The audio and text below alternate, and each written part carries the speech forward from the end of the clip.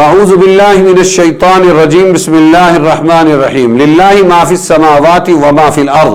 وان تبدوا ما فی انفسکم وتخفوه یحاسبکم به اللہ فیغفر لمن یشاء ویعذب من یشاء واللہ علی کل شیء قدیر۔ اللہ تبارک و تعالی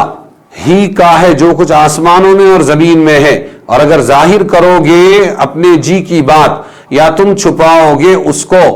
تو حساب لے گا اللہ تبارک و تعالی اس کا تم سے۔ فیغفر لمن یشاء، پھر بخشے گا جس کو چاہے اور عذاب دے گا جس کو چاہے، اور اللہ تعالی ہر چیز پر قدرت رکھنے والے ہیں۔ مطلب یہ ہے اس آیت کا کہ اللہ تمام مخلوقات کا محاسبہ فرمائیں گے، اسی کا ہے تو اللہ تبارک و تعالی تمام مخلوق کا محاسبہ فرمائیں گے۔ ہاں، وہ گناہ بھی جو کر گزرے ہیں اور وہ بھی جن کا دل سے پکا ارادہ کیا،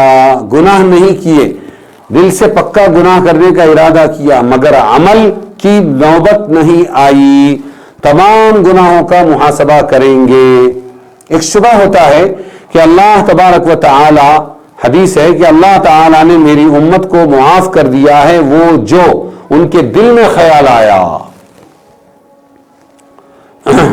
جب تک اس کو زبان سے نہ کہا یا عمل نہ کیا ہو۔ یہ حدیث بتلا رہی ہے کہ دل کے خیالات کو اللہ معاف کر دیں گے، گناہ کے خیالات کو، اور آیت بتلا رہی ہے کہ اللہ تبارک و تعالی یحاسبکم او تخفوہ یحاسبکم بہ اللہ وان تبدوا ما فی انفسکم، اگر تم ظاہر کرو گے جو تمہارے دلوں میں ہے، او تخفوہ یا اس کو چھپاؤ گے تو اس کا بھی محاسبہ کریں گے، حساب کریں گے اللہ تبارک و تعالی۔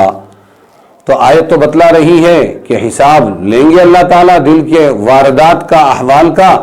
اور حدیث نے ابھی بتلایا کہ اللہ تعالیٰ نے میری امت کے دل کے خیالات کو معاف کر دیا ہے، اس کا حساب نہیں لیں گے، تجاوز عن امتی۔ اس سے معلوم ہوتا ہے دل کے ارادے پر کوئی عذاب نہیں ہے۔ یہ حدیث ایک تو جواب یہ ہے کہ یہ حدیث کے کوئی حساب نہیں لیا جائے گا احکام دنیا کے بارے میں، جیسے طلاق، عتاق، غلام آزاد کرنا، خرید و فروخت، ہبہ، یہ محض دل میں ارادہ کر لینے سے منعقد نہیں ہوتے کہ دل میں سوچا اور خرید لیا، دل میں سوچا اور بیچ دیا، دل میں سوچا اور طلاق ہو گئی، نہیں، دل میں سوچا اور غلام آزاد ہو گیا، نہیں، بلکہ جب ان کو زبان یا عمل سے کیا جائے گا تب ان کا حکم نافذ ہوگا۔ اور آیت میں جو بتلایا گیا کہ اللہ تعالی دل کی چھپائی ہوئی باتوں کا حساب لیں گے، وہ احکام آخرت سے متعلق ہے، آخرت کے احکام کے بارے میں اللہ پوچھے گا، لہذا دونوں میں حدیث میں آیت میں کوئی تعارض نہیں ہے۔ دوسری توجیہ یہ ہے کہ جس حدیث میں دل میں چھپی ہوئی چیزوں کی معافی ہے، اس سے مراد وہ وساوس اور غیر اختیاری خیالات ہیں جو انسان کے دل میں بغیر قصد و ارادے کے آتے ہیں، حالانکہ وہ دھکیلتا ہے پھر بھی وہ ارادے آتے ہیں، تو وہ معاف ہے، اللہ اس پر پکڑ نہیں کرے گا۔ اور آیت میں جو یحاسبکم بہ اللہ ہے، اللہ محاسبہ کرے گا، اس سے مراد وہ ارادے اور نیتیں ہیں جو انسان اپنے قصد و اختیار سے اپنے دل میں جماتا ہے کہ میں یہ گناہ ضرور کروں گا، اور اس کے عمل کے لانے کی کوشش بھی، عمل میں لانے کی کوشش بھی کرتا ہے، پھر اتفاق سے کچھ رکاوٹیں آ جاتی ہیں جس سے ان پر وہ عمل نہیں کر پاتا، قیامت کے دن ان کا محاسبہ ہوگا، آیت سے یہ مراد ہے۔ آمن الرسول بما انزل الیہ من ربہ والمؤمنون کل آمن باللہ وملائکتہ وکتبہ ورسلہ لا نفرق بین احد من رسلہ وقالوا سمعنا واطعنا غفرانک ربنا والیک المصیر لا یکلف اللہ نفسا الا وسعها لها ما کسبت وعلیہا ما اکتسبت ربنا لا تؤاخذنا ان نسینا او اخطأنا ربنا ولا تحمل علينا إصرا كما حملته على الذين من قبلنا ربنا ولا تحملنا ما لا طاقة لنا به واعف عنا واغفر لنا وارحمنا أنت مولانا فانصرنا على القوم الكافرين. مان لیا رسول نے جو کچھ اترا اس پر، آمن الرسول بما انزل الیہ، مان لیا رسول نے جو کچھ اترا اس پر اس کے رب کی طرف سے، اور مومنوں نے بھی مان لیا، یعنی وہ بھی ایمان لے آئے. کلن آمنا، سب نے مانا اللہ کو اور اللہ کے فرشتوں کو اور اس کی کتابوں کو اور اس کے رسولوں کو، اور وہ کہتے ہیں ہم فرق نہیں کرتے ہیں رسولوں میں سے کسی کے درمیان، اور انہوں نے کہا ہم نے سن لیا اور ہم نے اطاعت کی، ہم تیری بخشش مانگتے ہیں اے ہمارے رب، اور تیرے ہی طرف لوٹ کر آنا ہے. اللہ تبارک و تعالی تکلیف نہیں دیتا کسی کو مگر جس قدر اس کی گنجائش ہو، اسی کو ملتا ہے جو اس نے کمایا، اور اسی پر پڑتا ہے جو اس نے کیا. اے ہمارے رب نہ پکڑ، لا تواخذنا، نہ پکڑ، ان نسینا، ہماری پکڑ نہ کر اگر ہم بھول جائیں یا ہم چوکیں، ربنا، اے ہمارے رب، اور نہ رکھ ہم پر بوجھ، اسرن، بھاری، جیسا تو نے بوجھ رکھا تھا ان لوگوں پر جو ہم سے پہلے تھے، اے ہمارے رب، اور تو نہ اٹھوا ہم سے، لا طاقت لنا بہ، جس کی ہم میں طاقت نہیں ہے، واعف عنا، اور درگزر کر ہم سے اور بخش ہم کو اور ہم پر رحم کر، تو ہمارا رب ہے تو ہماری مدد کر کافر قوم پر. یہ سورہ بقرہ کی آیت 285 اور 286 ہے. اس کا خلاصہ یہ ہے کہ جب پہلے آیت نازل ہوئی یحاسبکم بہ اللہ، اللہ تمہارا حساب کریں گے جو تمہارے دل میں خیال آتے ہیں اس کا بھی، تو اس سے صحابہ رضی اللہ عنہم ڈر گئے کہ ہمارے دل کی واردات پر بھی اللہ اگر ہماری گرفت کریں گے تو ہم نجات کیسے پا سکیں گے. حضور صلی اللہ علیہ وسلم نے فرمایا کہ تمہارا کام تو یہ ہے کہ تم صرف اتنا کہو جو کچھ ہمارے رب نے نازل کیا، سمعنا، ہم نے سن لیا، واطعنا، اور ہم نے اطاعت کر لی، اس کی تعمیل کی. صحابہ نے ایسا ہی کیا، چنانچہ یہ آیتیں ہیں.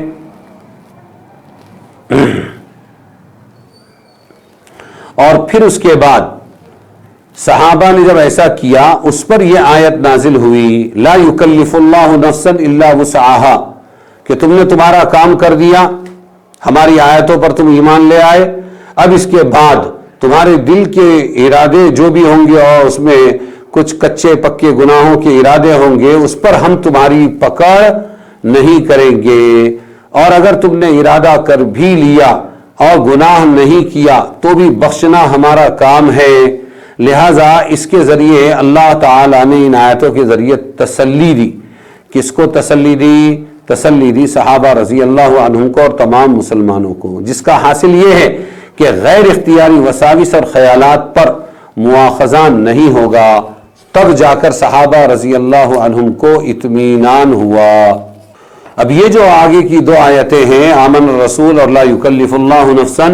ان دونوں آیتوں کے خاص فضائل ہیں. ایک حدیث میں ہے جس شخص نے رات کو یہ دو آیتیں پڑھ لی تو یہ اس کے لیے کافی ہیں. ایسے ہی دوسری حدیث اللہ تعالیٰ نے دو آیتیں جنت کے خزانے میں سے نازل فرمائی اور وہ تمام مخلوق کی پیدائش سے 2000 سال پہلے رحمان نے خود اپنے ہاتھوں سے لکھ دیا تھا. وہ دو آیتیں کون سی ہیں؟ وہ یہی دو آیتیں ہیں آمن الرسول اور لا یکلف اللہ. جو شخص ان کو عشاء کی نماز کے بعد پڑھ لے تو وہ اس کے لیے قیام اللیل یعنی تہجد کے قائم مقام ہو جاتی ہے. اللہ ہم کو توفیق عطا فرمائے. پھر ایک حدیث ہے اس کا خلاصہ ہے کہ تم خاص طور پر ان آیتوں کو سیکھو اور اپنی عورتوں اور اپنے بچوں کو سکھاؤ تاکہ وہ یہ آیتیں پڑھیں. اس میں تعریف کی گئی ہے اللہ مسلمانوں کی کہ لا نفرق بین احد من رسلہ. یہود نے حضرت عیسیٰ علیہ السلام کی مخالفت کی، عیسائیوں نے حضرت موسیٰ یہود نے حضرت عیسیٰ کی اور عیسائیوں نے حضرت موسیٰ کی مخالفت کی، اور دونوں نے مل کر ہمارے نبی حضرت محمد مصطفیٰ صلی اللہ علیہ وسلم کو نبی نہیں مانا۔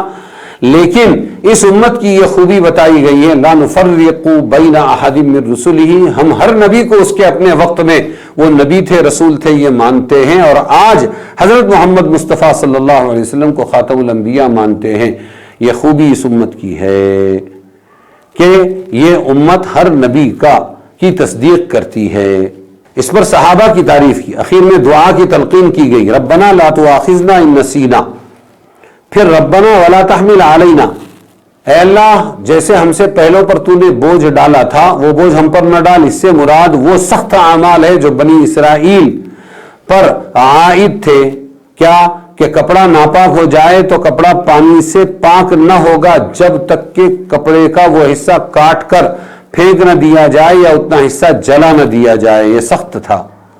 ایسے ہی قتل کیا کسی نے، ایسے ہی کسی نے گناہ کیا تو توبہ قبول نہیں جب تک کہ اس کو قتل نہ کیا جائے، قتل ہو جاؤ تب دعا قبول ہوگی ورنہ نہیں۔ یہ مطلب ہے کہ ایسے بوجھ والے اعمال ہمارے اوپر نہ ڈال اے اللہ جو بنی اسرائیل پر ڈالے، یہ دعا کی امت محمدین۔ یا یہ مطلب ہے دنیا میں ہم پر عذاب نازل نہ کر، جیسے بنی اسرائیل کو دنیا میں عذاب کا شکار کیا۔ یہ سب دعائیں قبول ہو گئی۔ اس کا بیان اور اس کا اظہار حضور پاک صلی اللہ علیہ وسلم نے احادیث میں فرما دیا ہے۔ اس آیت کا خلاصہ بھی مکمل ہوا۔